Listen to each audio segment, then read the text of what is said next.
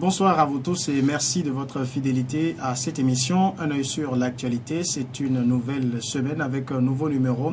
Et bien évidemment, l'actualité sur le plan national est dominée par l'atelier que vient d'achever le Haut Commissariat à la réconciliation et au renforcement de l'unité nationale H-Trun. Un atelier ouvert le lundi 11 juillet qui s'est refermé ce vendredi 15 juillet et qui a rassemblé différents acteurs, notamment du monde politique, du monde intellectuel, de la société civile, qui ont réfléchi sur les réformes institutionnelles et politiques. Alors, à la suite de cet atelier, est-ce que l'espoir est permis ou est-ce encore un nouveau saupoudrage? Nous allons poser toutes ces questions à notre invité, c'est Maître Atta Mensonzeus Ajavon. Bonsoir, Maître. Bonsoir. Merci d'accepter notre invitation. Le merci est pour moi, le plaisir est pour moi. Je suis toujours content quand je suis dans l'émission de l'SCF. Merci beaucoup. Vous êtes avocat et vous êtes coordonnateur du collectif Sauvons le Togo. Vous avez accepté de donner la primeur de vos déclarations à la suite, après cet atelier à LCF. Première question, un atelier de ce genre sur 5 jours, de façon générale, Maître, quel regard vous portez sur cette initiative-là? Mais d'abord, je voudrais faire une mise au point. L'atelier n'a pas porté sur les réformes politiques institutionnelles. L'atelier a porté sur les réformes en général. Et sur donc, la vie politique, sociale, économique du Togo en général. Parce que c'est le thème que les H-Trun y avaient donné. Oui, mais en fait, nous avons parlé de beaucoup de choses. Les réformes politiques n'ont été qu'un aspect de ce que nous avons fait. Et ça a fait partie d'un aspect, une des questions d'un groupe de travail. Quand on s'est mis en atelier au sein de l'atelier, en commission, c'était la commission, pour la commission 1, qui était chargée de parler de ça. Et encore, en dehors de ça, il y avait plusieurs autres questions qui ont fait l'objet des débats au sein de cette commission. En dehors de ça, il y a eu des questions qui ont touché tout. L'environnement, l'éducation, la santé, tous les pans de la société. Absolument. Pour que la justice, l'armée, pour que demain, comment le Togo sera, pour que le Togo soit un Togo acceptable pour tout le monde. Voilà ce que nous avons fait. C'est pour ça qu'au bout des 5 jours de débat, je crois que j'ai été satisfait.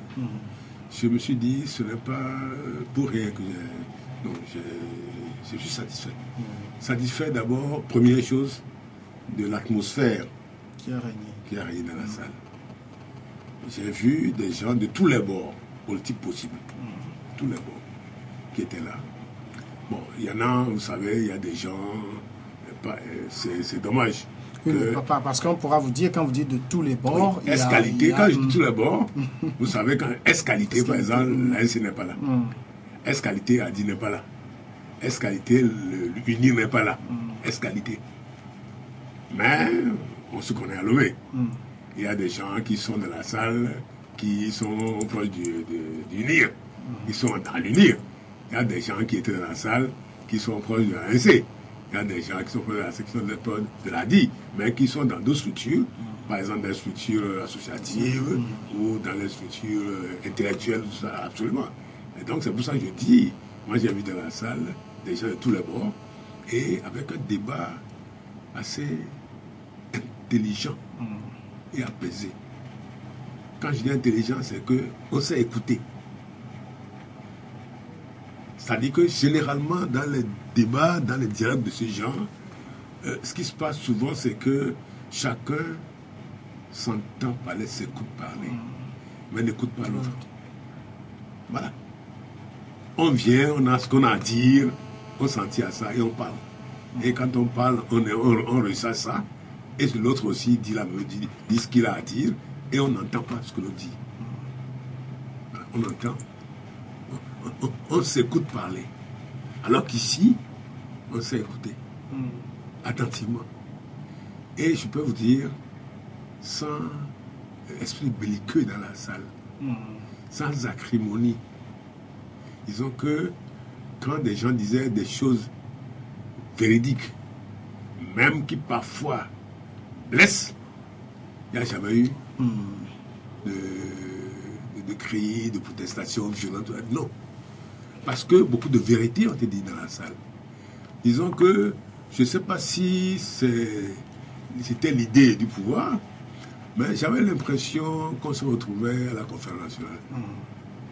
Justement, certains se sont demandé si c'est une conférence nationale bis qui était en train d'être faite. Je ne crois pas. Ce qui s'est passé à la conférence nationale, c'était qu'il y avait une crise profonde et la conférence était imposée par la situation. Mais là, est-ce qu'on en est loin, hein? Est-ce que vous ne voyez pas l'atmosphère de crise, de confiance qu'il y a aujourd'hui? Là, il y a une crise visible, évidente. Aujourd'hui, il y a une crise latente qui ne dit pas son nom. Ce n'est pas la même chose. Disons que seuls les esprits qui savent qu'il y a crise acceptent, qui sont honnêtes, acceptent qu'il y a crise. Alors qu'en 91, 90-91, c'était évident. C'est évident, il y a crise. Le Togo n'évoluait plus. C'était pratiquement la bataille rangée, etc. C'était ça. Bon, c'est la différence. Ensuite, ce qui s'est passé dans la conférence, c'est que du fait de cette crise, il y avait des antagonies, parfois violents. Ça s'est justement reflété dans la salle. Alors qu'aujourd'hui, du fait que la crise existe, mais qu'elle latente et invisible, ce qui s'est passé dans la salle, comme disent les Anglais, c'était smooth. Cool, comme disent les jeunes, mais smooth. C'est-à-dire qu'on s'est entendu, on s'est entendu parler, on a écouté l'autre. Parfois, on a fait des répliques ou des observations à ce que l'autre a dit.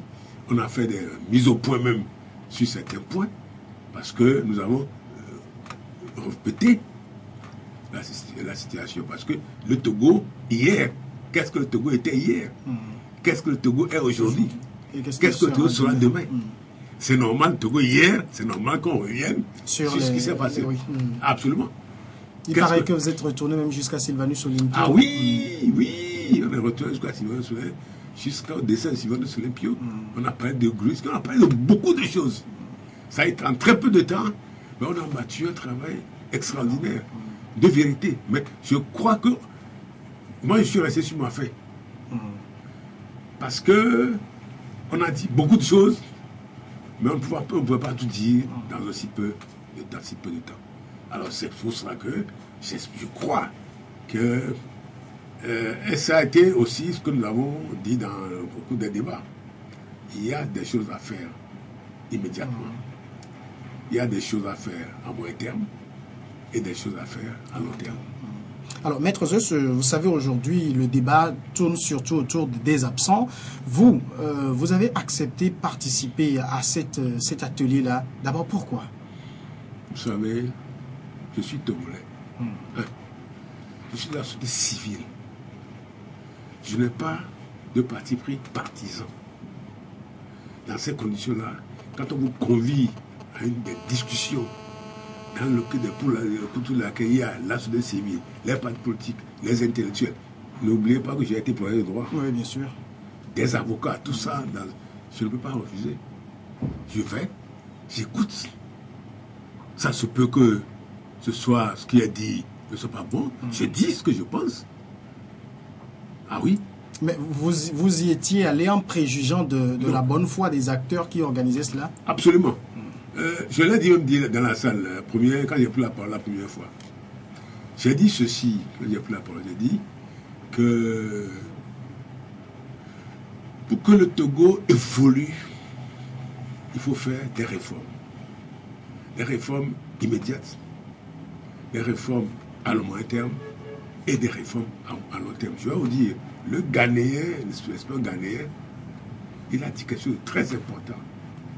Il y a eu la rupture chez eux dans les années 90. Ils ont fait des réformes immédiates dans les années 90. Mais ils continuent de faire des réformes à ce jour. Ils n'ont pas fini. On ne peut pas faire. Ça dit que j'ai l'impression qu'au Togo, nous ne voyons les réformes qu'à travers le prisme des réformes politiques et constitutionnelles. il y a beaucoup de choses à faire. Même le sport, il faut réformer le sport. Il faut réformer. Même votre métier. Le journalisme. Oui. La hack, mais il faut réformer tout ça. Moi, je dis, je vous ai dit souvent dans ce studio que le Togo n'est pas un pays normal. Le Togo ne fonctionne pas normalement en ce moment. Comment faire pour le faire fonctionner normalement? Mais il y a beaucoup de choses à faire. Mais c'est un vaste chantier. Qu'on ne peut pas faire seulement par une loi à l'Assemblée ou par un référendum sur une loi. Non, c'est une réforme de longue durée, de longue haleine. Pour que le Togo soit un pays acceptable pour l'ensemble. Nous ne sommes pas nombreux. Donc, de ce fait, on peut estimer aujourd'hui, au sortir de cet atelier, que Maître Zeu Sajavon dira qu'il n'est pas à l'épée de son temps. Effectivement, je ne suis pas à l'épée de mon temps. Et je peux vous dire que j'ai eu à parler, je crois que c'est moi qui ai eu la parole en dernier, dans la salle. Avant les interventions, avant que le podium ne puisse répondre, avant que... J'ai eu à parler dernier. Et aussi bien quand j'ai parlé en premier que j'ai parlé en dernier, j'ai dit que pour que le Togo évolue, il faut la volonté politique, d'une part, des gouvernants et spécialement du chef de l'État. C'est lui qui doit impulser ce changement. C'est clair, c'est lui. Là-bas, dans son camp. Il faut cette volonté politique-là. Et j'ai dit ceci. Je présume, je suppose, et j'espère que cette volonté politique existe. Du seul fait de cet atelier qui a été fait. Et de la façon dont l'atelier a été organisé, de la façon dont les travaux se sont déroulés. Je crois que la volonté politique, à moins que je me trompe, cette volonté politique, je crois qu'elle existe. Maintenant, il reste maintenant comment cette volonté politique est appréhendée de la part et de la société politique et de la société civile et du citoyen lambda togolais. Donc de ce côté-là aussi, il y a quelque chose à faire pour que ensemble nous évoluions, pour que ces réformes se fassent. Alors justement, maître, quel regard vous portez maintenant sur les absents? L'ANC, par exemple, qui a son mot à dire, il faut le dire, et aujourd'hui la principale force d'opposition qui n'est pas présente. C'est clair, l'ANC est incontournable dans ce pays. Ça, c'est clair. Nier cela, c'est soit faire preuve de cécité ou de myopie, tout au moins. Les politiques. L'ANC est incontournable dans ce pays. Et sa position est incontournable. Mais, sa position doit faire partie de l'intérêt général. La position de l'ANC est une position qui doit faire partie d'un ensemble. Et c'est de cet ensemble, de chaque impulsion, que naît l'intérêt général. C'est dommage que la force politique que l'ANC représente aujourd'hui n'ait pas été dans la salle. C'est vraiment dommage. Je l'ai dit dans la salle, je l'ai répété beaucoup. C'est leur position. C'est une position de parti. Je ne peux pas leur jeter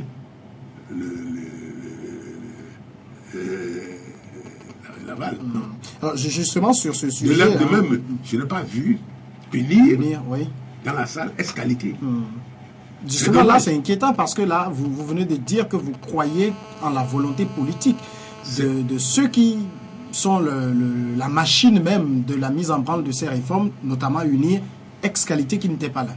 Vous savez, je l'ai dit, je le répète, c'est le chef d'État qui est la cheville ouvrière des réformes qui vont se faire. Ce n'est pas unir. La preuve, quand unir, vous croyez que ce qui s'est passé en 2014, si le chef d'État avait voulu qu'il y ait des réformes, vous croyez que ce qui s'est passé à l'Assemblée ne serait passé? Jamais. On est au Togo, on sait. Dans un pays, aucun pays africain.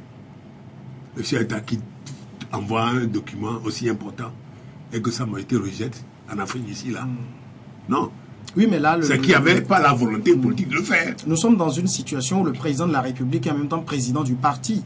et que les ténors du parti ne soient pas présents à un aussi important rendez-vous. Quel que soit... le Premier ministre, qui est lui-même membre de l'UNIR, est venu à l'ouverture. Oui. Est-ce que ça ne vous fait pas douter de la bonne foi de ce côté-là? Non, du tout. Je dis, c'est le chef d'État qui est garant de ce qui va se faire. S'il donne l'impulsion politique à ce qui va se faire, ça se fera. C'est clair. Justement, sur le sujet, hein, je voulais dire avant d'entamer cette émission qu'un certain nombre d'internautes ont posé des questions. Il y a Dieudo Chabli qui demande pourquoi les autres, notamment ANC et UNIR, ont opté pour le silence selon vous. C'est des partis politiques. Heureusement que je ne suis plus dans un parti politique. Oui, il y a... Ça confine trop, c'est ça? Justement, il y a ce qu'on appelle la discipline de parti. Lorsqu'un parti politique, après discussion, prend une décision, elle se campe sur sa décision. Qu'elle soit bonne, qu'elle soit mauvaise, elle campe sur sa décision. Là, vous pensez que c'est une bonne décision? Je ne veux pas faire de jugement de valeur sur la décision. Ils ont leur raison. Je ne veux faire aucun jugement de valeur, ni sur la position de l'ANC, ni sur la position de l'UNIR. Mais, et je le dis, je l'ai dit dans la salle hier, ce que je souhaiterais, que ce que nous avons fait dans la salle soit pour l'intérêt général. Et que tout le monde y trouve son compte. S'il y a au finish, avec ce que nous avons fait dans la salle, avec l'impulsion du chef de l'État, UNIR trouve son compte dans ce que nous voulons faire, et la SC trouve son compte, quelles que soient les réserves, quelles que soient les oppositions, le pays va évoluer. C'est comme ça, c'est la démocratie. C'est comme ça que les pays évoluent. Regardez ce qui se passe aux États-Unis. Barack Obama, après son élection brillante, vous voyez ce qui s'est passé après. Les oppositions, les tiraillements, jusqu'à présent. C'est la démocratie. Et chacun campe sur sa décision quand on est un parti politique. Les partis politiques voient l'intérêt général à travers le prisme de leurs intérêts partisans. Parfois, pour certains partis, à travers le prisme de certains intérêts particuliers de certains cadres du parti. C'est comme ça que ça se passe en Afrique surtout. Bon, dans ce cas-là, est-ce que c'est cette position qu'on va prendre? Non. C'est pour ça que je dis, lorsque ces partis voient dans ce que vous avez fait leur intérêt, quelle que soit leur position antérieure, ces partis ne peuvent que acquiescer à ce que vous faites. Je vous donne l'exemple. Quand nous avons fait la loi d'Ibojona, la loi du 11 mars, vous avez été témoin de la levée de bouclier contre cette loi. J'ai dû défendre cette loi à corps et à cri à travers les médias. J'ai dû dire que celui qui trouvera une loi plus démocratique, une loi plus avancée que celle qu'on a fait de Togo, peut venir me voir avec cette loi-là. À ce jour, je n'ai encore dit personne me donner une loi. Parce qu'il n'y en a pas. Je le dis, je le répète, je suis professeur de droit. Et de droit public. Et donc de liberté publique. Et je le dis, il n'y a aucune... Même en France, les lois françaises sur les manifestations sont en deçà de la loi ce que nous avons. Absolument. Ah oui. Mais quand on a fait cette loi aussi avant-gardiste, mais il y a eu levé de bouclier des partis politiques. Des partis politiques. Quoi, le problème en leur sein, c'est qu'ils n'analysent pas bien les choses, ou il y a beaucoup de passion, vous savez, ou parce que ça vient de l'autre camp, on ne l'accepte pas forcément. Les partis politiques ont leur façon de voir. C'est leur façon d'agir. C'est comme ça que ça se passe. Je ne veux pas aller dans ce domaine-là. Alors, notamment du côté de l'ANC, ou plus grandement du CAP 2015, le refus de participer à cet atelier a été motivé par le fait que Awanana ne serait pas crédible, qu'elle ne serait pas digne de confiance, notamment on pense à 98. Pour vous, est-ce que c'est des arguments qui pourraient éventuellement tenir la route? À supposer même que quelque chose de ce genre soit passé en 98, à supposer même. Maintenant, ça fait 25 ans. 25 ans. Est-ce qu'on doit toujours travailler en regardant notre viseur? C'est ce que le Togolais nous faisons toujours. À savoir que nous avons fait ci, toi tu as fait ceci, vous avez fait ci. Donc, non. Ce sont les imbéciles qui ne changent pas. Même maintenant, regardons ce qui s'est passé en 98. Vous savez, on a dit beaucoup de choses sur ce qui s'est passé en 98. Je vais vous dire, je tire mon chapeau à Wanana. Ah bon? Je le dis. Je tire mon chapeau à Wanana. Pour ce qui s'est passé en 98. Vous estimez qu'elle a fait ce qu'elle aurait dit? Si elle n'avait pas... Ah non, non, je vais vous dire. Je vais vous dire. Parce qu'elle n'est pas allée au bout de sa mission. J'ai vu des présidents de CENI, alors que moi-même j'étais dans la CENI, proclamer un résultat autre que le résultat qui était sorti. On lui a donné un résultat fabriqué ailleurs. Il a proclamé. Vous avez crié, mais un résultat proclamé, et puis ce résultat a été confirmé par la Cour suprême. La Cour suprême, non. Aux dernières élections, c'est pas ce qui s'est passé aussi. C'est ce qui s'est passé également. Le président a proclamé. Avec la peur, s'il transpire la peur, mais il a proclamé. Mais on a refusé de proclamer le résultat qu'on lui a amené. C'est ça. Dites-moi, depuis que nous avons commencé le processus démocratique, donnez-moi un seul président, en dehors d'Awana, qui a refusé de proclamer le résultat qu'on lui a donné. Dis-moi ça. Dites-moi, un seul président, en dehors d'Awanana. Un seul président de tout depuis que nous avons commencé le processus électoral qui a refusé de proclamer le résultat qu'on lui a amené. Dis-moi. Hein? C'est parce qu'elle a refusé de proclamer que les résultats étaient sortis de leur cadre légal. Et c'est pour ça que tout ce qui s'est passé après, c'est passé après. Sinon, elle aurait pu faire comme les autres, elle a peur. Bon, on lui a dit, elle proclame et ça va. On va lui crier dessus, on va l'insulter, point barre. Mais c'est ce que c'est passé, ce qui est passé avec le juge Kounté au niveau de la CNDH. On lui a donné autre chose que le rapport officiel qui n'a rien à voir avec ce qui est officiel. Il l'a signé, mais il a proclamé, il a sorti le rapport officiel. Mais il faut être courageux pour faire ça. En Afrique et au Togo, il faut être courageux. Pour refuser de diffuser, de donner ce qu'on vous a donné à faire. Mais disons qu'il n'y a pas beaucoup de gens. Je vais vous dire, je ne connais pas beaucoup de Togolais qui sont capables de faire ça. Moi, je peux faire. Mais tout le monde n'est pas comme moi.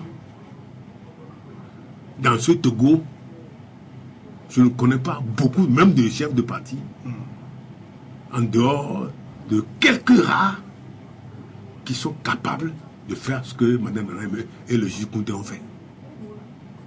Point. C'est tout ce que je peux dire. Donc pour vous, le fait de dire qu'aujourd'hui Awanana n'est pas digne de confiance, ce n'est pas un argument valable. L'argument n'est pas valable. Même si ce qu'elle a fait n'était pas bon, mais à plus fort fortiori, je peux vous dire que ce qu'elle a fait n'était pas ce que les gens croient.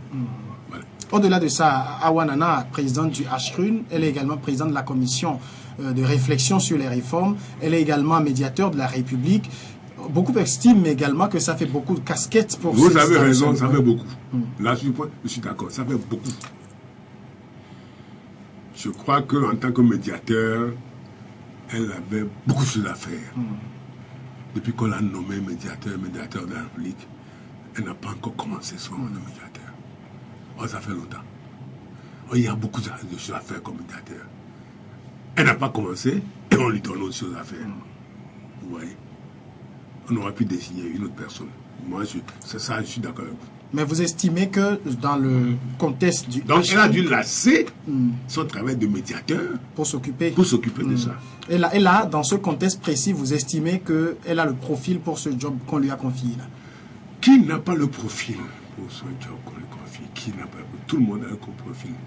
Si on veut faire les choses pour que le pays évolue, tout le monde peut avoir le profil. S'il n'y a pas des interférences politiques, tout le monde peut avoir le profil.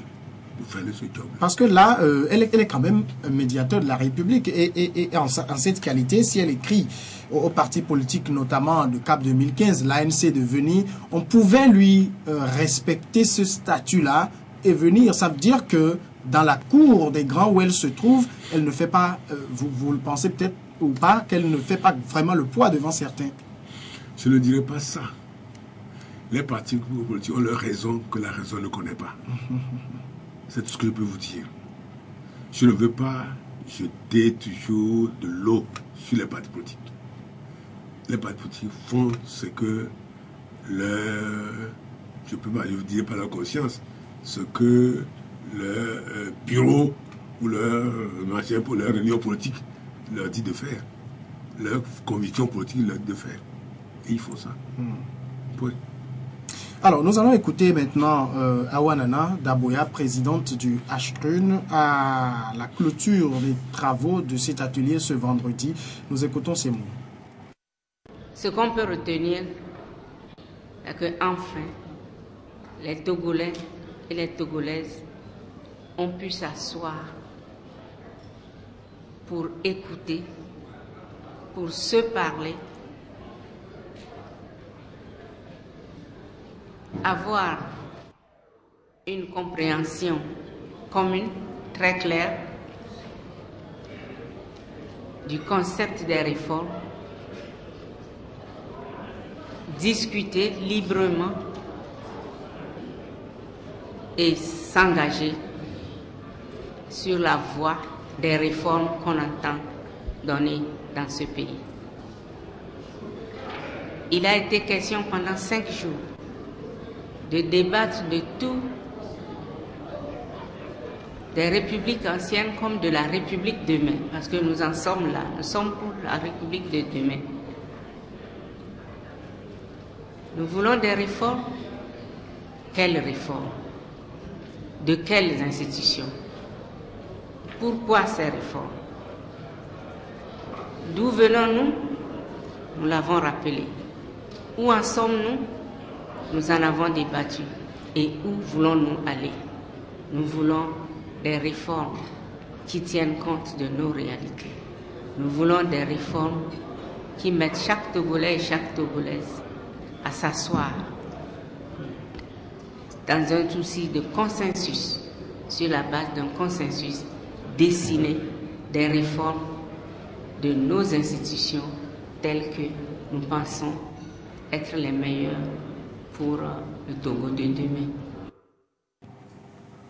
C'était Awanana Daboya, la présidente du HRUN. Maître Zeus, elle a résumé un peu ce qui a été fait durant ces 5 jours.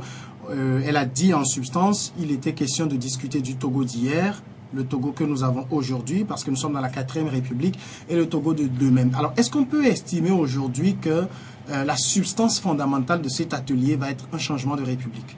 Non. J'ai entendu ça aussi dans la salle. C'est une erreur. Est-ce qu'on va changer de République? Peut-être. Oui et non. Oui, si la philosophie politique, sociale et environnementale change. Si le régime politique change, si la façon de gouverner et les buts qu'on veut atteindre changent, oui, on change de République. Mais si c'est une révision constitutionnelle dans le cadre d'un même schéma de régime politique, par exemple, à supposer que demain on me dise oui, le président de la République est élu pour un mandat de 5 ans une seule fois, élection à 2 tours, cela, on fait les élections locales, on n'est pas dans une république. On est toujours dans la 4e République. Oui. Là. Si demain on dit le président a trop de pouvoir, on lui enlève certains pouvoirs, on donne au Premier ministre, le Premier ministre devient le chef du gouvernement, ça n'est pas, on n'a pas changé de République. Parce que c'est toujours la même philosophie politique, la même option de régime, mais c'est des modalités d'organisation et d'aménagement, c'est tout. On n'a pas changé de république. Donc, pour le moment, nous sommes encore dans la 4e république. Et si demain, par contre, on opte pour un régime présidentiel, c'est autre chose. Dans ce cas, on changerait de république. Absolument. Si demain, le régime togolais devient un régime présidentiel, avec les conséquences, tous les pouvoirs au chef de l'État et à l'exécutif, et l'Assemblée qui joue son rôle de contrôle, d'équilibre, et le pouvoir judiciaire qui joue son rôle d'arbitre, réellement, là c'est autre chose. Parce qu'on a une autre vision, une autre philosophie, une autre façon de voir le pouvoir. Là c'est une autre république. Alors finalement, est-ce qu'on peut... De même, si demain, on optait pour un régime parlementaire, avec toutes ces conséquences, dans ce cas, on est dans une autre république, c'est pas la même chose. Alors finalement, est-ce qu'on peut dire qu'à la fin de cet atelier, on s'est entendu clairement sur quelque chose? Puis on a fait un travail de bêchage. On s'est entendu sur beaucoup de choses. Mais comme je l'ai dit à la fin, le travail est chantier tellement vaste que nous ne pouvons pas dire aujourd'hui que c'est ça, ça et ça. Mais ce qui est certain, c'est que le HCRUN a pour rôle de proposer des mesures, ah oui, suivant les recommandations de la CVJR. C'est clair. Et donc l'atelier avait pour rôle de proposer des mesures conformément à la mission du HCRUN. Ah, c'est clair. Donc les gens parlaient de recommandations, non. C'est plus fort que ça. La CVJR, qui est une commission créée par l'État, par le loi régalienne, a fait des recommandations et d'après une des recommandations, surtout la recommandation 8, elle est claire que le HCRUN est créé pour proposer les mesures. Ah oui, des mesures en vue de... Donc il n'y a pas de recommandation. Il n'y a pas de recommandation. Ce ne sont pas des recommandations. C'est plus fort que ça. C'est plus fort que ça. Ce sont les mesures à prendre par le pouvoir pour que le pays évolue. C'est ça qu'il faut comprendre. Autrement dit, il y a des mesures qui sont immédiates. Ce sont les mesures politiques. Par exemple, sur les 2 tours, sur la limitation du pouvoir, là, ce sont des mesures...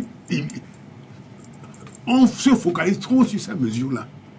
C'est vrai, elles sont importantes, mais elles sont immédiates. Et nous avons reconnu ce caractère immédiat également au cours des travaux. Il n'y a rien à dire. 1, l'APG a dit cela. 2, la CVJR a recommandé cela. Le HCRUN a donc pour mission de proposer des mesures pour mettre en œuvre ça.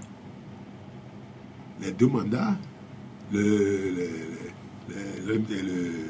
2 tours de plus, etc. Oui, ça c'est évident. Alors là, maintenant, il y a tout ce qui concerne la bonne gouvernance. On va revenir à ça, mais est-ce que ces mesures dont vous parlez sont coercitives? Parce que le même internaute demande, avant la mise en place de cet atelier, est-ce qu'on a fait signer au président de la République, par exemple, un protocole spécifiant clairement que les décisions prises à cet atelier seront réellement adoptées, comme ce fut le cas à la conférence? La conférence nationale était proclamée souveraine. Ce qui n'est pas le cas aujourd'hui de cet atelier. La conférence nationale a pris des décisions qui s'imposaient. Juridiquement, qui s'imposaient. Aujourd'hui, ce sont des mesures que le HCRUN propose au gouvernement. Qui ne sont pas forcément contraignantes, c'est ça? Mais c'était des propositions de mesures. C'est pour ça que je parle de volonté politique. Donc ça veut dire que derrière cet atelier, il n'y a pas un cadre juridique. En tout cas, c'est comme ça que ça a été fait. Ça ne peut pas être autrement. Après, la CVJR. La CVJR a proposé la mise en place du HCUN. Rien n'a été proposé pour qu'il y ait un tas de contraignants. Et dans une république, est-ce qu'il y a des cas contraignants? Non. Vous savez, les cadres contraignants sont dans la Constitution. La Constitution, la loi, et c'est ça. Et les lois organiques sont les cadres contraignants. En dehors de ça, les décrets autres, ça peut être annulé par les juridictions. Ce qui n'est pas... Oui, s'il y a quelques décrets qui ont été annulés au Togo ici, ça existe, les gens ne savent pas. Ça existe. Mais ce n'est pas contraignant.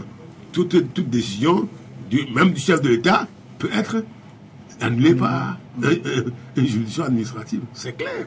Parce qu'on n'a pas encore des juridictions administratives fonctionnelles au Togo. Ben oui, c'est clair. Ce qui fait que les deux cadres contraignants sont les cadres constitutionnels et les cadres législatifs. En dehors de ça, il ne saurait avoir de cadre. Sauf lorsqu'il y a une crise ouverte.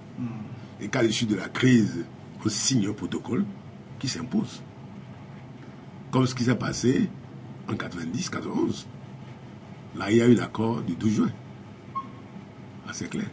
Je crois que ce sujet revient beaucoup sur le fait que les mesures prises par cet atelier soient contraignantes ou pas, parce qu'à la matière, il y a jurisprudence. Elles sont quasi contraignantes, ces mesures. Vous avez dit quasi contraignantes.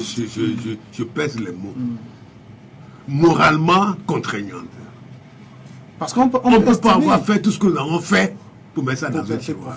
Mais vous comprenez ceux qui doutent également de ça en prenant comme exemple l'APG cette année 2016. Ça fait 10 ans que l'APG a été signée. On vous dira que les principaux points de l'APG n'ont jamais été mis en application. Il y a eu les recommandations de la CVG. Le rapport a été remis au chef de l'État en 2012. Nous sommes en 2016. Et c'est maintenant qu'on commence par avoir un début d'exécution. Alors, tout cela fait dire aux gens que cet atelier, c'est du saupoudrage. J'espère que cette fois-ci, c'est la bonne. Je souhaite, je présume. Et c'est pour ça que je dis, je ne veux pas faire de procès d'intention. Je veux voir et croire. Je sais Thomas.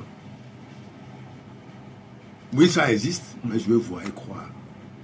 Mais je ne veux pas dire, non, c'est faux, non. Je veux voir et croire. C'est clair. Donc, voyons voir, ne disons pas, ça s'est passé comme cela, donc c'est comme cela. Non, c'est des a priori qu'il faut éviter en matière politique. Ce sont des a priori qui nous ont amenés parfois dans des déboires. Les a priori, il faut les laisser tomber. Il faut voir et croire. Je crois, moi, en tout cas, j'ai la conviction que cette fois-ci, ça va être la bonne. Qu'est-ce qui vous permet d'être si confiant? Disons que c'est ma conviction personnelle. Vous savez, c'est mon intuition. Vous savez, j'ai une intuition très forte. Et c'est ce qui me guide dans ma vie. J'ai été dans un parti politique. Mon intuition m'a donné de quitter le parti politique. Je suis parti. C'est pas de mon intuition que j'avais créé d'abord la synergie des DH. C'est pas la même intuition que j'ai initié le CST. C'est pas mon intuition que j'ai tout poussé pour qu'il y ait ce que nous avions appelé le conclave. C'est pas cette intuition que j'ai voulu. Et c'est cette intuition qui a fait aussi que je ne m'ai pas plus entendu depuis un certain temps. Mon intuition me dit de ne rien dire, de ne rien faire. Voilà. Et l'intuition me dit, si, vous savez, si vous avez remarqué, je suis pas allé à la réunion le premier jour. Vous êtes venu le deuxième jour. Vous avez pris un temps pour observer, c'est ça? Non, pas pour observer, pour me poser moi-même, à moi, à mon intuition, à mon fort intérieur, qu'est-ce que je fais? Voilà. Pour me demander, pour méditer, j'ai beaucoup médité, pour savoir ce que je fais. Est-ce que je vais aller? Si je vais aller, est-ce que ça va être bien? Et mon intuition m'a dit d'aller. Et mon intuition me dit que ça sera beau. C'est mon intuition. Elle ne vaut que ce qu'elle vaut. Mais elle me trompe rarement. Mais vous voyez quand même tout ce qu'il y a eu comme précédent. Des choses qui sont restées en l'état, qui n'ont jamais été appliquées. Je vais vous dire. Qu'est-ce qui fait la différence aujourd'hui pour que vous ayez une si forte intuition? Il y a une différence essentielle. Prenez les deux cas que nous avions étudiés dans la salle. Le cas du Ghana et le cas du Maroc. Et l'ambassadeur de l'Union européenne nous a parlé de le cas de l'Espagne. Ah oui, parce que aussi... Ils sont passés par là. Ah oui. Ah oui. Après la dictature de Franco, ils sont passés par là. Au Portugal, après la dictature de Salazar, ils sont passés par là. Ils ont fait la rupture, ils ont fait la transition, mais pas comme ce qui est passé au Ghana. Ouais. Donc, ce que je veux dire, il y a deux solutions. Première solution, il y a la rupture brutale, imposée. Et les modifications, les changements, la transition est imposée. Ça vaut ce que ça vaut. C'est le cas du Ghana. Ça peut être bien, ça peut ne pas être bien. Ça a été bien au Bénin. C'est une autre façon de rupture brutale imposée au Bénin. C'est une autre façon au Ghana. C'est une autre façon au Congo, Brazzaville. Imposée, mais ça ne s'est pas bien passé après. Vous avez vu? Ça aboutit aux armes, à des chars, et ça se soit repris le pouvoir. Donc, rupture, à un moment donné, imposée. Ça donne les résultats que ça donne. Quand vous, après cette rupture qui a eu lieu au Togo, mais malheureusement qui n'a pas donné ce que ça doit donner, il y a eu des dialogues, des discussions. Et ce qui compte, c'est le rapport de force. C'est le rapport de force. Il est aujourd'hui en faveur d'une seule personne. Le rapport de force, souvent, a été au bénéfice de l'opposition, qui n'a pas dû se tirer profit de ça. Jusqu'à ce que le rapport de force soit inversé, ou le rapport de force est au bénéfice du pouvoir, lors des dialogues. Ah, c'est ce que je dis. Parfois, lors du dialogue, le rapport de force qu'il a imposé est au bénéfice de l'opposition, qui n'a pas su en profiter. Ou le rapport de force est au bénéfice du pouvoir, qui en a profité. Eh bien, quand vous discutez dans ce cas-là, jamais à âme égale. Et c'est ça, ça a donné ce que ça a donné. Aujourd'hui, la différence, c'est que c'est le pouvoir lui-même qui, délibérément, devant la situation délétère, avec tout ce qui se passe, a décidé de faire un pas. C'est la différence. C'est pour ça que je dis, il ne peut pas avoir cette décision de faire un pas sans qu'il y ait la volonté politique d'aboutir. C'est tout ce que moi je dis.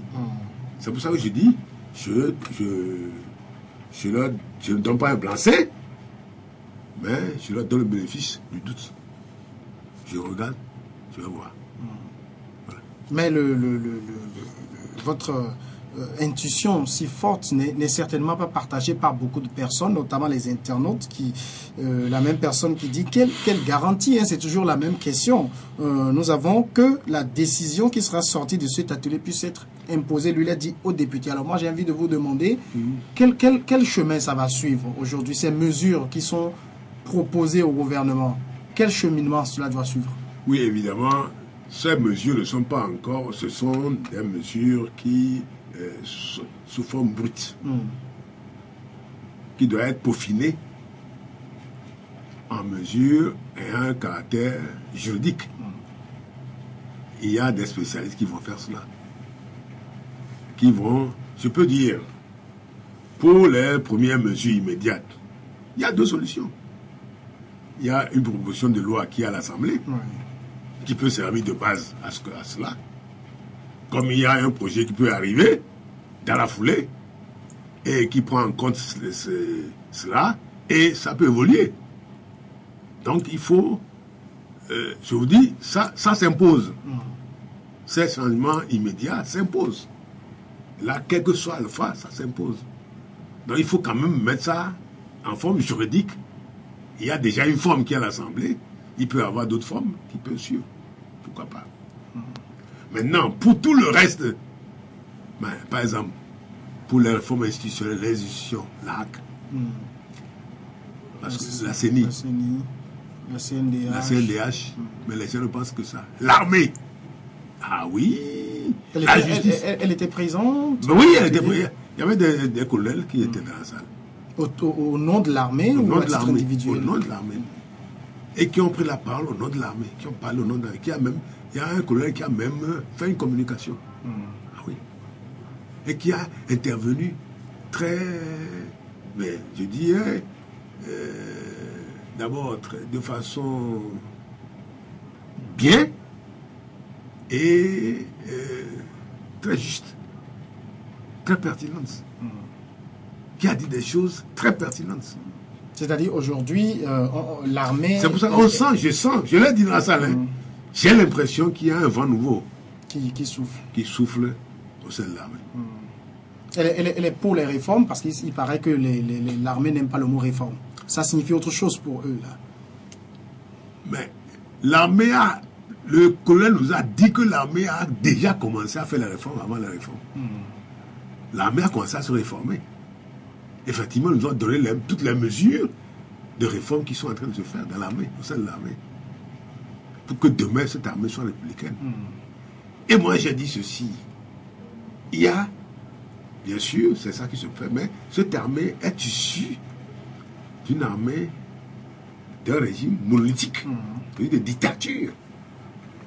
L'armée a été le support effectif et efficient du régime de dictature. Pour que cette armée se mue et devienne une armée républicaine, c'est pas facile. C'est pas facile. Ça va se faire. Ce qu'on nous a dit qu'elle est en train de faire, on a dit qu'elle est en train de faire beaucoup de choses qui sont déjà dans la bonne voie de la mutation. De ce mue-là. Maintenant, il reste autre chose. Il reste à la voir réagir lorsqu'il y aura un vrai gouvernement de transition, d'union ou de mise en œuvre de quelque chose. Un vrai. Avec les gens de l'opposition, comment elle va se comporter? Les tenants de l'opposition dans le pouvoir. Malheureusement, jusqu'à présent, ça ne s'est jamais passé. Permettez-moi de rêver. À supposer, je rêve, comme Martin Luther King. I have a dream. I hope that the dream will succeed. Vous savez, je rêve. À supposer que demain, on me dise, à l'issue de ces travaux, on va former un gouvernement pour la mise en œuvre des mesures qui sont prises qui sont proposées par cet atelier. Et que tout le monde, je rêve toujours, que tout le monde accepte d'aller dans ce gouvernement. Tout le monde, sans exception. ANC, ATI, car tout le monde, les gros morceaux, acceptent d'aller dans ce... J'aurais à ce moment-là aimé voir la réaction de l'armée devant ce gouvernement.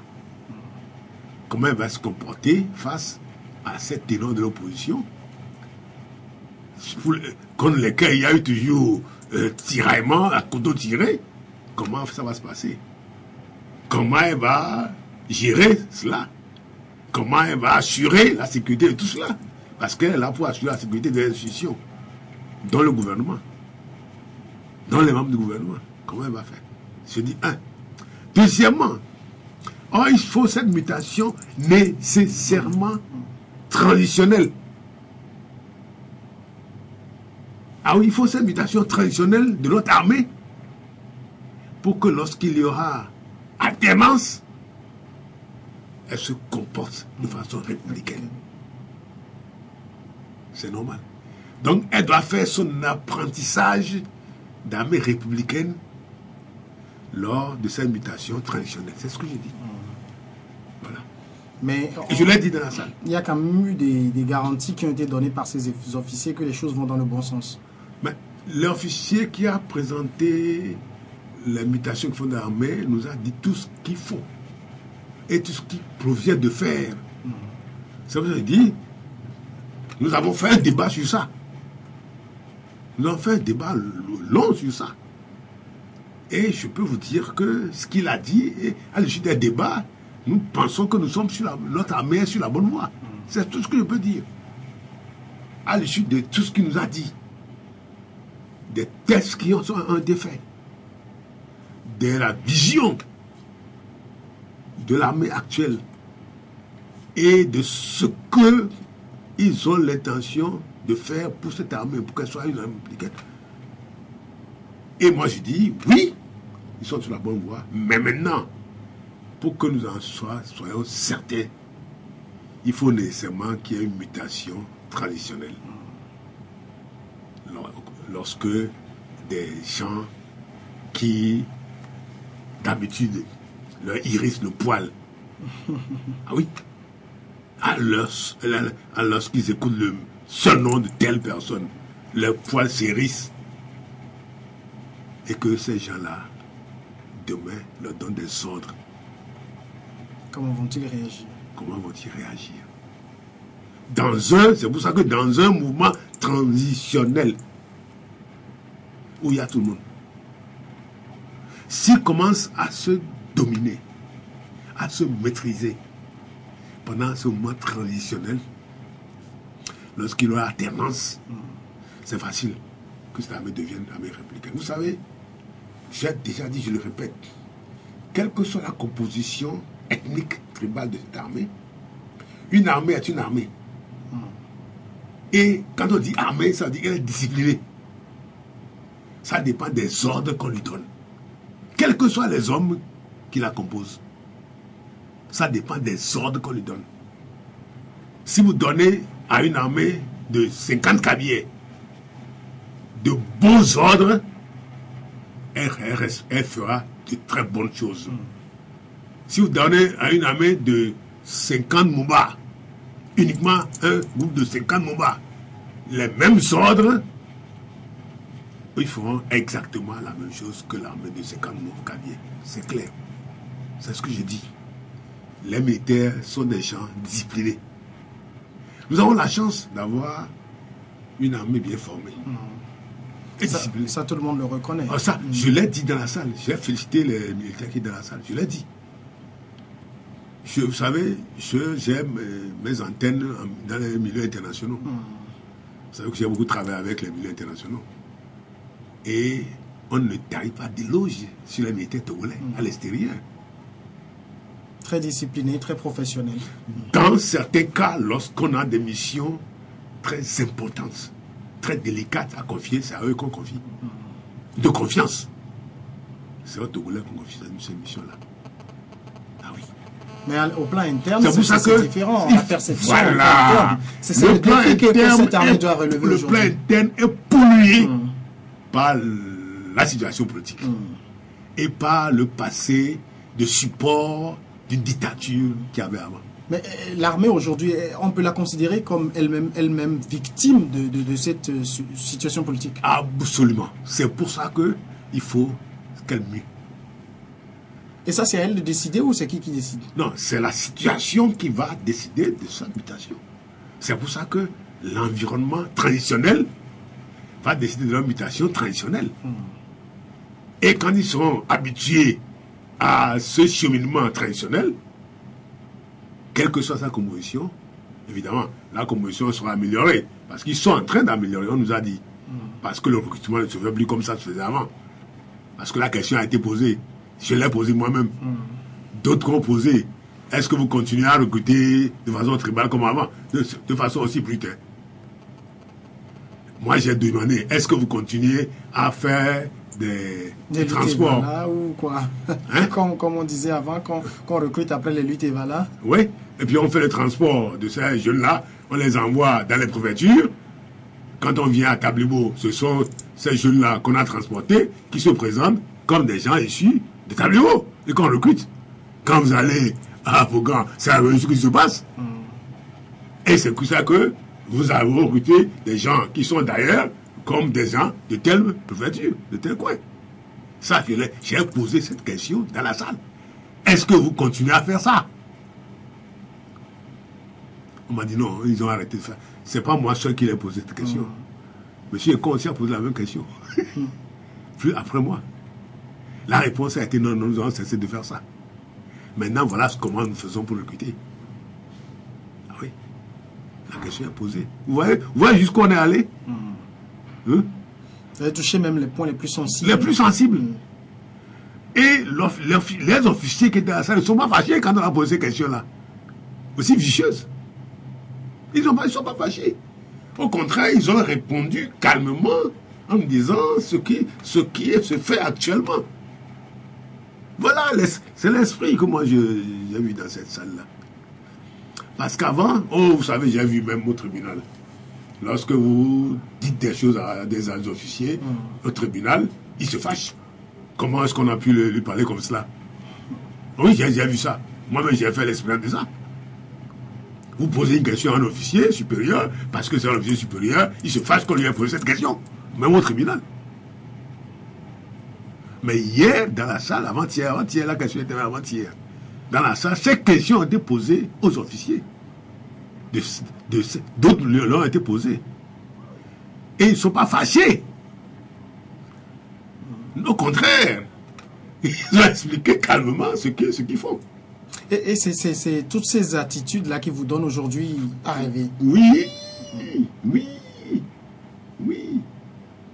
Je crois que votre optimisme, maître Zeus Ajavo, est partagé. C'est pas un optimisme sans limite. C'est pas un optimisme BA. Non, du tout. Je dis succès Thomas. J'attends pour voir. C'est quand même partagé par un autre acteur de la société civile, notamment le président du conseil d'administration du collectif des associations contre l'impunité au Togo, Maoul Espéron. On l'écoute. Pour la première fois, tout le monde semble être totalement d'accord avec les réformes, avec l'obligation de consensus. Pour la première fois, chacun essaie de donner une piste pour aller à la réconciliation. Je pense que ça, c'est des acquis.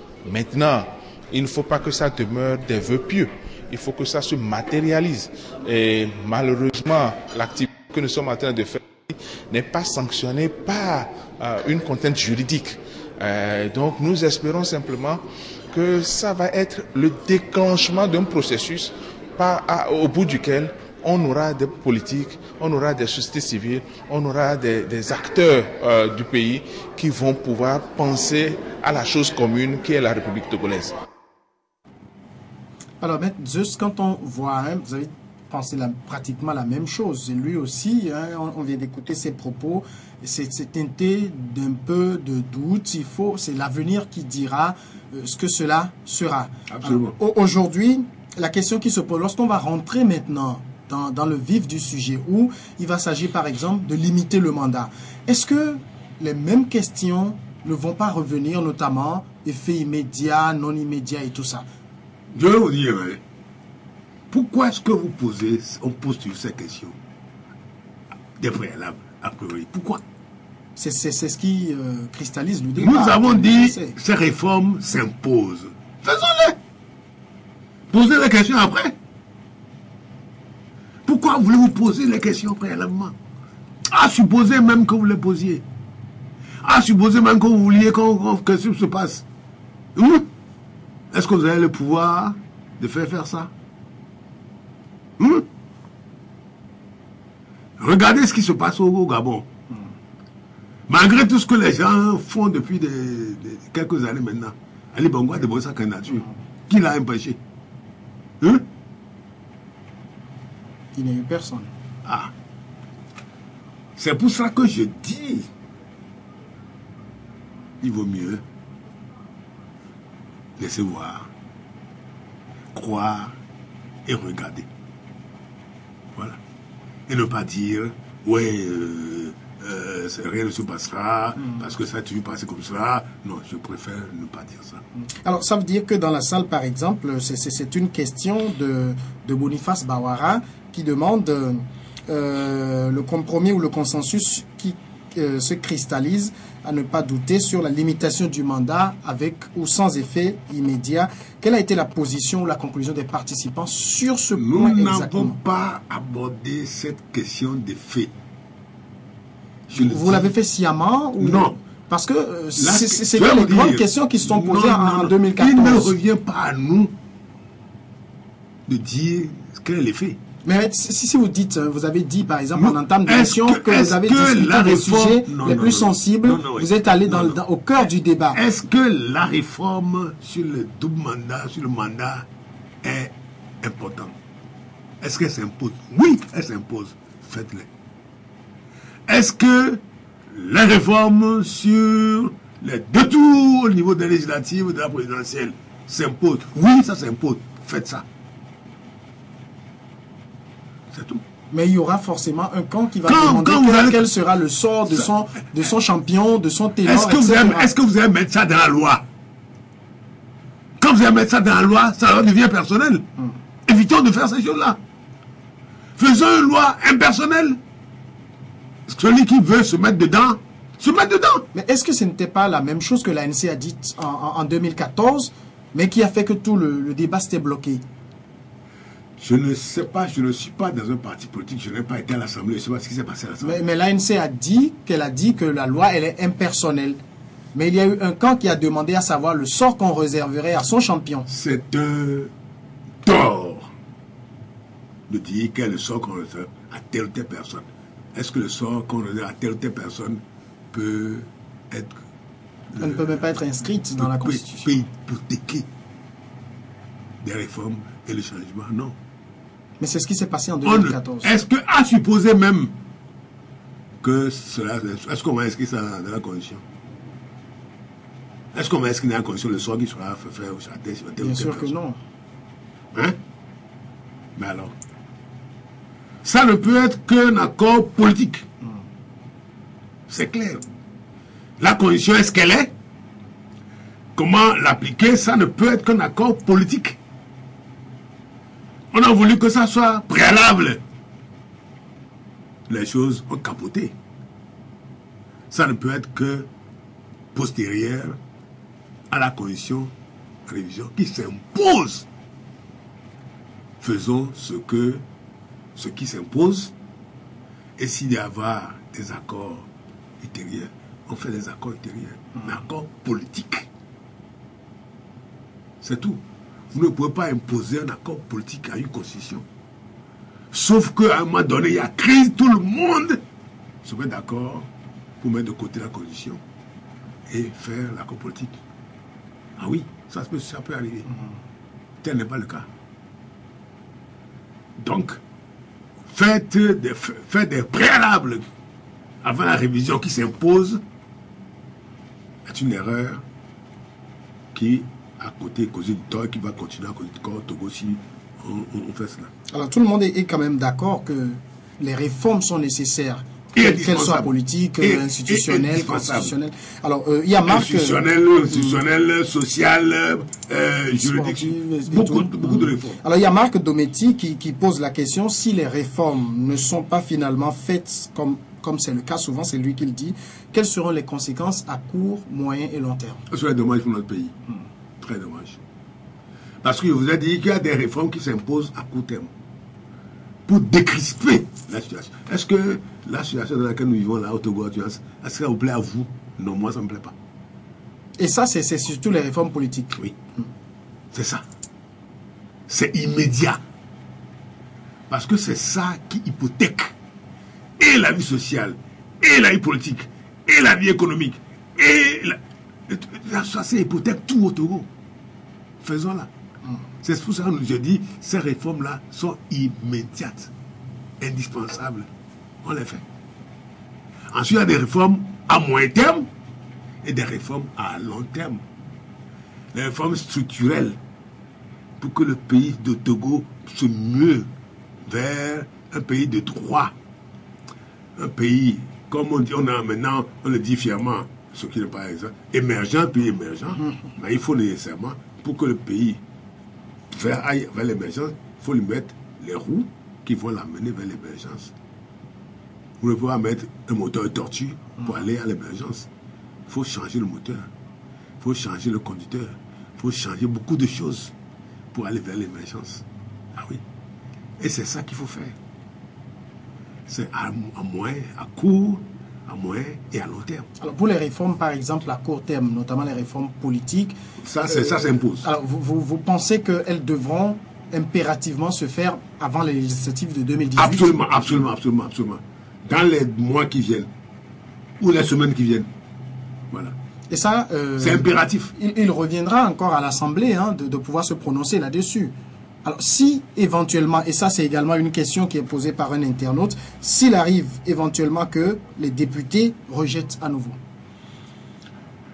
S'il y a la volonté politique pour que le pays évolue, c'est pour ça que je dis la balle dans le camp du chef de l'État. Si le chef de l'État donne l'impulsion et dit je veux que les réformes se fassent, elles se feront. C'est clair. Il ne peut plus avoir ce que nous avons vu en 2014. Parce que ce que nous avons vu en 2014 est aberrant et qu'on assure. C'est une curiosité mondiale. Ce qui s'est passé, ça a prouvé toujours que le Togo est un pays anormal. Ça ne peut pas se passer comme ça. L'impulsion doit venir du chef d'État. Si elle est venue, rien ne peut s'opposer à cette impulsion. C'est clair. Dans la baille, dans le camp du chef de l'État. C'est pour ça que, pour décrisper l'atmosphère politique, sociale, économique et tout, dans le pays, il faut ces réformes-là. C'est dommage que le Togo est suspendu à ces réformes. Bien sûr. Donc, comme c'est comme cela, il faut les faire pour décrisper la situation et continuer le reste des réformes. Alors, vous dites que la balle est dans le camp du chef de l'État, mais tout le monde se rappelle des propos tenus par le président de la République en Allemagne qui a renvoyé ce débat sur la limitation du mandat dans le camp des intellectuels. Alors, est-ce que ça n'a pas été fait? Est-ce que c'est la même chose est-ce que vous êtes dans le même registre que le chef de l'État? Est-ce que quand il parle d'intellectuels, c'est quelque chose comme cet atelier-là? Je pensais que quand le chef d'État avait dit cela en Allemagne, je pensais qu'il allait encore mettre des mois avant de créer une commission qui allait faire des choses. Je croyais que cela. Mais je me suis rendu compte que la composition de la télé de la dernière fois est une composition qui réunit les partis politiques, la société civile. Et ce qui est important, dans la société civile, vous avez les associations, vous avez les religieux qui étaient là. Vous avez les chefs traditionnels qui étaient là. Ah oui. Vous avez les intellectuels dont il a parlé. Les universitaires. Les universitaires. C'est le président de l'université de Lomé qui a fait le discours inaugural. Professeur Kokoro. Et vous avez plusieurs autres professeurs de l'université qui étaient dans la salle et qui ont participé au débat ou qui ont fait des interventions ou qui ont fait des communications. Mais rien ne dit forcément que c'est ce dont le chef de l'État parlait. Je pense que c'est ça. Présumé. Je présume. Parce que je ne vois pas d'autres cadres plus appropriés que ça là. Parce que si on met seulement des universitaires, ils vont faire les choses de façon mécanique. Le juriste, il va vous faire des propositions juridiquement, point barre. Alors que là, dans la salle, il y a des juristes, des sociologues, des historiens, ah oui, des médecins, il y a tout. Il y avait tout dans la salle. C'est ça qui est, c'est cette physionomie-là de la salle qui m'a donné confiance. Donc quand le chef d'État dit qu'il faut des intellectuels, ben c'est vrai, les intellectuels, à qui on a lié donc, ces chercheurs-là. Parce qu'il y a même dans les ateliers, comme les panels, il y a même le point de vue des chercheurs. Ah oui. Il y a un panel qui s'est consacré au point de vue des chercheurs. Donc de ces intellectuels-là. Ah oui. Comment conçoivent-ils et ces réformes-là et l'avenir du Togo? Je ne vois pas d'autres forums dans lesquels ça sera mieux. Et ces intellectuels-là, entourés des chefs traditionnels, des religieux, et pas des moindres. Vous avez Monseigneur Mariga. Vous avez Monseigneur Pochuro qui était venu dans la salle. Il n'était pas venu, mais il était venu. Il est venu dans la salle. Ça dit que, non. Nous avons dans cette salle-là ce qu'il faut pour que le pays évolue. J'espère que ça évoluera. J'espère que le chef d'État saisira le côté historique de ce qui s'est fait dans la salle et agira en conséquence. En tout cas, sur ce point, le Premier ministre qui était là et qui a ouvert les travaux a rassuré de la bonne disposition du gouvernement à pouvoir faire suivre, à donner suite aux conclusions de cet atelier. On va écouter un extrait du discours du Premier ministre. Vos conclusions serviront de document de travail pour la commission qui sera mise en place conformément aux recommandations pertinentes de la commission Vérité, Justice et Réconciliation CVJR. Le gouvernement, pour sa part, sous le leadership du président de la République, jouera en toute responsabilité sa partition. Alors, il dit le gouvernement, pour sa part, jouera en toute responsabilité sa partition. Aujourd'hui, quelle est la part qui incombe au gouvernement? Il a dit quelque chose au préalable. D'abord, ce qui va se faire sera donc concrétisé par une commission. Oui. Ah, c'est clair. Il faut faire les tests. Il faut une commission, nécessairement. Ce n'est pas la commission à Wanana? La commission à Wanana n'est pas encore la commission spécialisée pour rédiger les textes. Ils sont trois. À Wanana, elles ne sont que trois. Trois personnes dans le HCRUN. Non, pas le HCRUN, mais la commission de réflexion sur les réformes. Elle est également présidente de cette commission-là. Oui. En tout cas, même si c'est cette commission, il faut nécessairement rédiger. Est-ce que cette commission sera chargée de rédiger les textes? Je ne le crois pas. Je ne le crois pas. Il faut nécessairement une commission spécialisée, des gens qui vont rédiger. Quand le texte sera rédigé, ça sera envoyé au gouvernement. Et il vous dit, le gouvernement, pendant sa responsabilité. C'est ce que j'ai compris. Moi, donc, je le prends au mot. On doit croire qu'au prochain vote à l'Assemblée, les consignes seront données pour que le oui l'emporte. Je ne dis pas ça. Je dis que ça se peut que ça soit ainsi. Ça se peut que à partir des améliorations, des amendements, des débats, ce test-là serve de document pour qu'on arrive aux réformes. Ça se peut, je le dis, je ne suis pas dans le secret des dieux. Je dis, ça se peut qu'un autre test soit déposé à l'Assemblée qui prenne en compte d'autres réalités et que les deux soient joués. Pourquoi pas? Je l'ai dit dès le début. Je ne sais pas si c'est ça qui va être fait. Je ne sais pas, personne ne m'a dit ça. Ça se peut. Mais ça peut se faire également. Le gouvernement a l'initiative de la loi. Les députés ont l'initiative de la loi. Ça se peut que dans un pays normal, lorsqu'une loi s'impose, que ce soit des députés ou du gouvernement, c'est l'amélioration qui va suivre, qui est importante. Donc dans un pays normal, c'est le proposition déposée à l'Assemblée, c'est autour de ça que les débats vont s'organiser et qu'on va trouver la bonne formule. Maintenant, je dis, nous sommes au Togo. Il se peut qu'on veuille déposer un autre texte. Je dis, on est au Togo. C'est possible. Vous pensez qu'on doit prendre la proposition de loi portant réforme déposé par l'ANC, il a dit comme socle. Oui, mais pourquoi pas? Mais pourquoi pas? Est-ce que ça ne résume pas ce que la PG a dit? Est-ce que ça ne reflète pas ce que la CVJR a dit? La CVJR a demandé qu'on puisse, que ça a recommandé qu'on prenne des mesures pour faire ça. Est-ce que c'est pas ça? Bon, dans ces conditions-là, quelle que soit la rédaction, on peut l'améliorer. Une loi n'est jamais parfaite.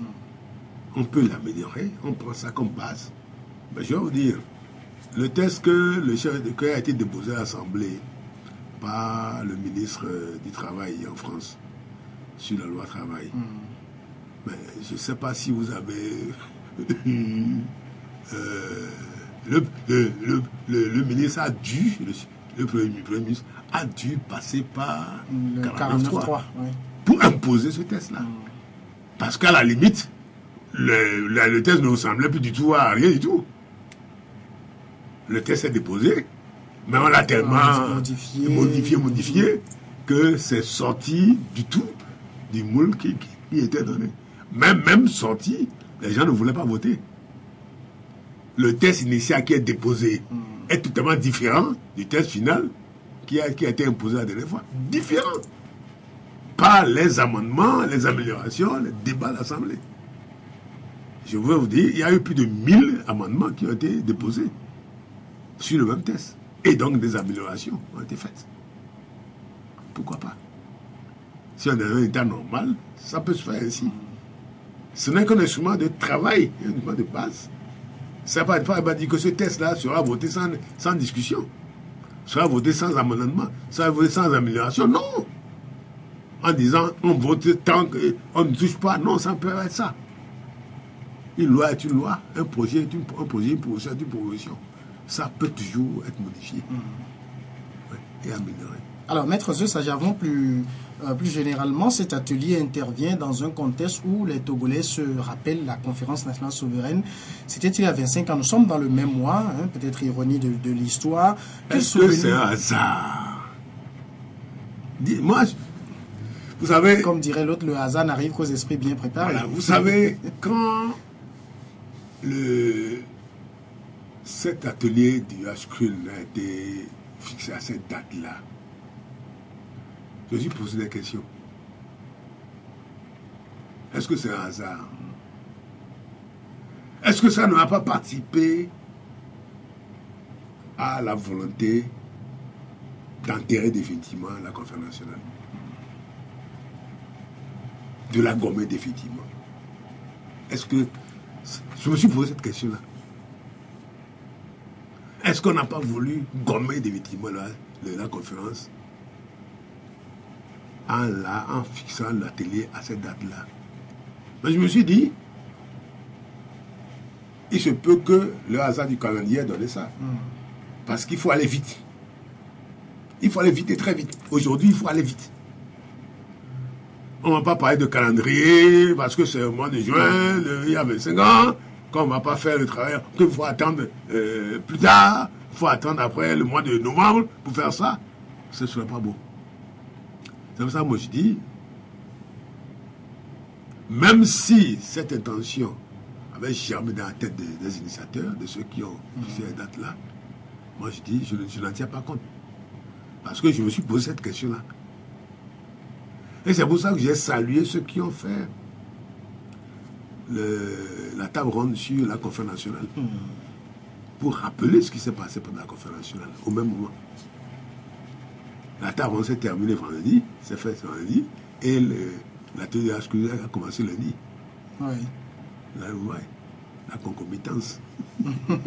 Mais là, vous êtes aussi un témoin vivant de cette conférence nationale. Absolument. Qui a eu lieu. Quel souvenir vous reste-t-il des travaux de la conférence?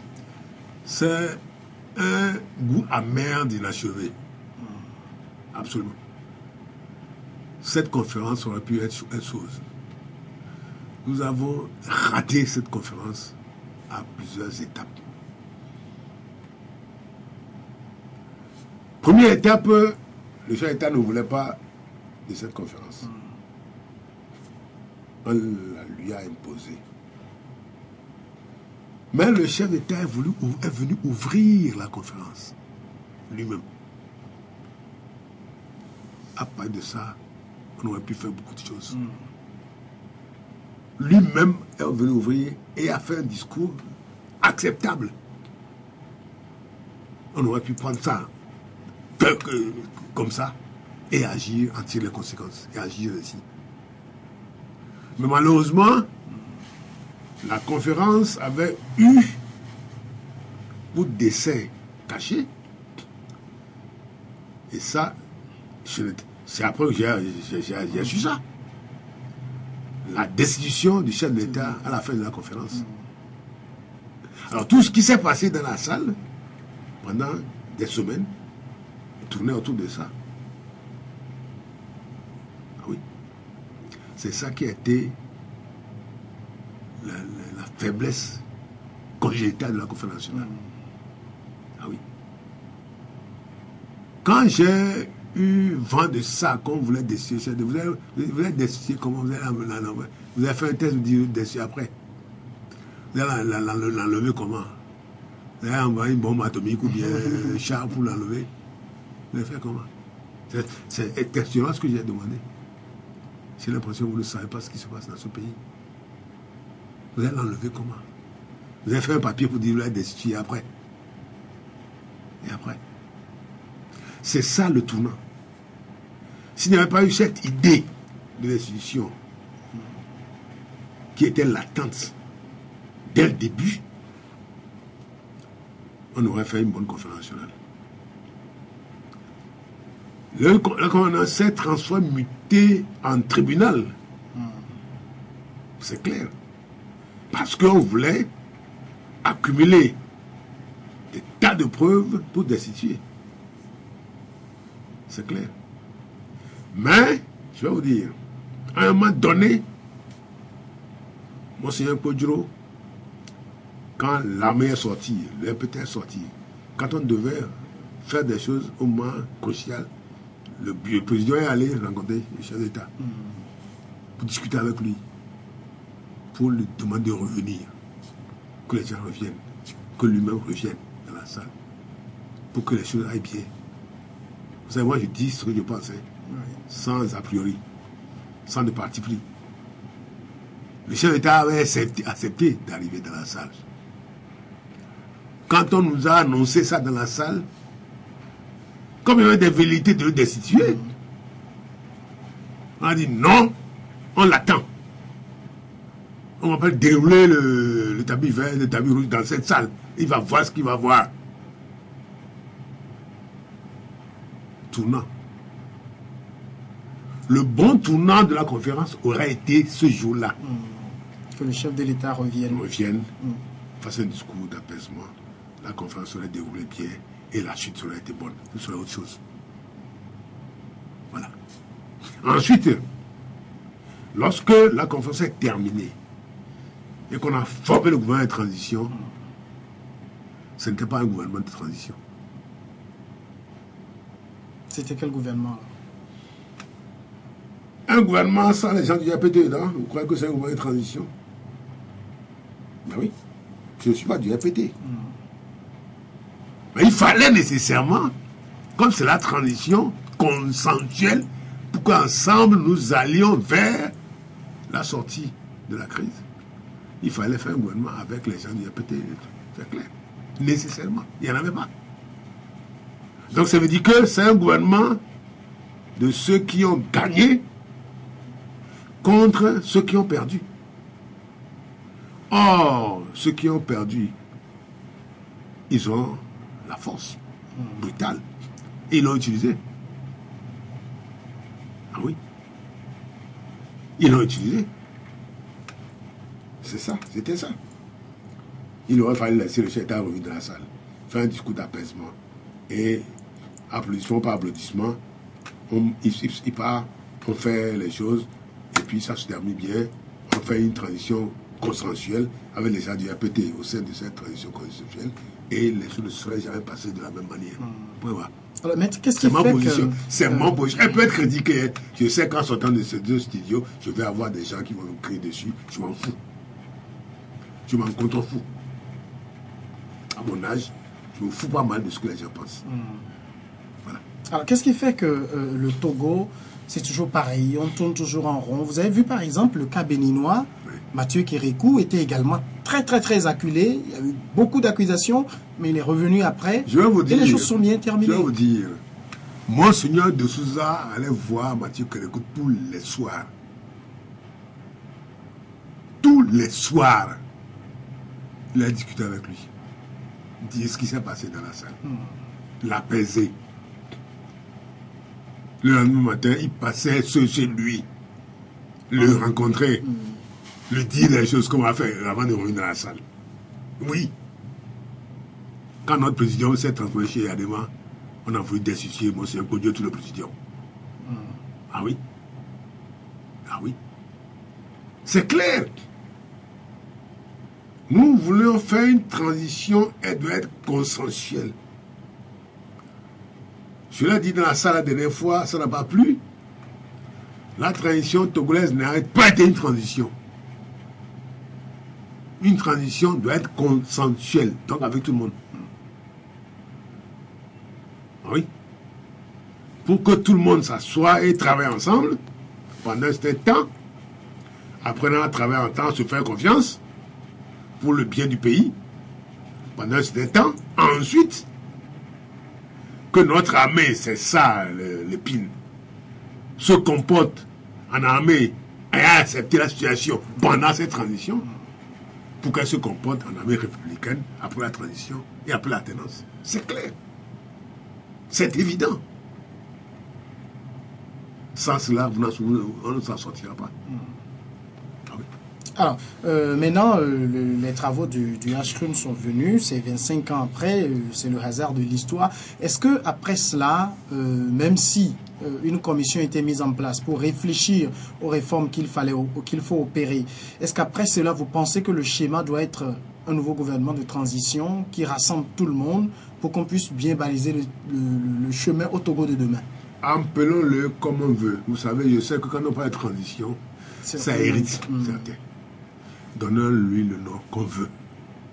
Même ce que moi je souhaiterais, qu'après cet atelier, qu'après qu'on aurait, on aurait rapidement fait la réforme constitutionnelle surtout à l'Assemblée, on forme une structure gouvernementale. C'est ce que j'avais dit hier, répété hier. Structure gouvernementale chargée de la mise en œuvre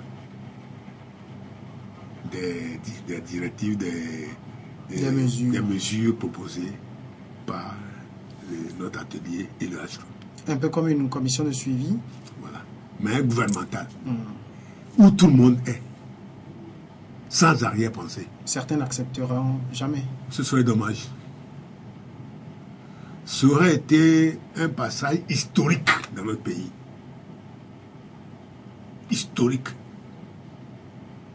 Que tout le monde, on dit, voilà, pour faire ça, il ne faut pas que le chef d'État appelle, dit, bon, je vais former, venez, je vous prends, non. Non. Il faut qu'il y ait des consultations réelles. Que chacun y trouve son compte. Qu'on n'ait pas l'idée qu'en allant là, c'est pour aller manger. Je vais vous dire, hein, quand on fera ce gouvernement, je ne serai pas dedans. Pourquoi? Non, je vous le dis. Je ne veux pas. Si jamais on vous consultait, qu'on sollicite que je vous refuse, apportiez votre intelligence aux travaux qui vont être faits. Non, aux travaux de... Non.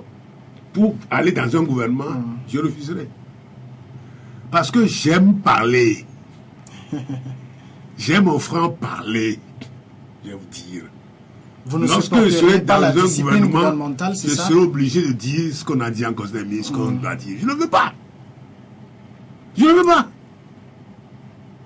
Je souhaiterais que même ce gouvernement-là, lorsqu'il va faire des choses qui déraillent, que je le dise. Si je suis au gouvernement, je ne le dirai pas. Vous comprenez? Pour que les gens ne se me prennent pas. en pensant que je propose ça pour être... Vous savez, si je voulais être ministre, ça fait longtemps que j'aurais été ministre. On m'a même supplié dans ce pays d'être ministre, j'ai refusé. Vous comprenez? Donc, c'est pas pour être partie prenante de ça, mais pour que notre pays évolue. Si le mot transition hérisse, qu'on trouve un autre nom, mais de grâce, qu'on forme quelque chose qui rassemble tout le monde pendant 1 an ou 2 ans. Et que ce gouvernement, cette structure, je préfère l'appeler structure, d'accompagnement des réformes, serve à balayer notre maison. Ah oui, à rendre notre maison propre. Pour que demain, celui qui le prendra n'ait pas beaucoup de mal à prendre les choses en main. Voilà. C'est sur ces mots, Maître Atamensonzio Sajavon, que nous allons mettre fin à cette émission. Merci beaucoup d'être passé. Je vous remercie. C'est moi qui vous remercie. J'ai toujours du plaisir à être à SF. Ça nous fait plaisir également de vous recevoir, Maître Zeus Ajavon, avocat et coordonnateur du collectif Sauvons le Togo. Ex-coordonnateur. Alors ça veut dire qu'il n'existe plus, ce collectif? Ben, de fait, le collectif n'existe plus. D'ailleurs, quand j'ai participé à l'atelier, on a dit ancien coordonnateur du collectif Sauvons le Togo. C'est exact. Merci, Maître. Merci. Voilà qui met fin à cette émission. Merci à vous tous qui l'avez suivi. Le prochain rendez-vous, c'est le dimanche à venir. Jusque-là, portez-vous bien.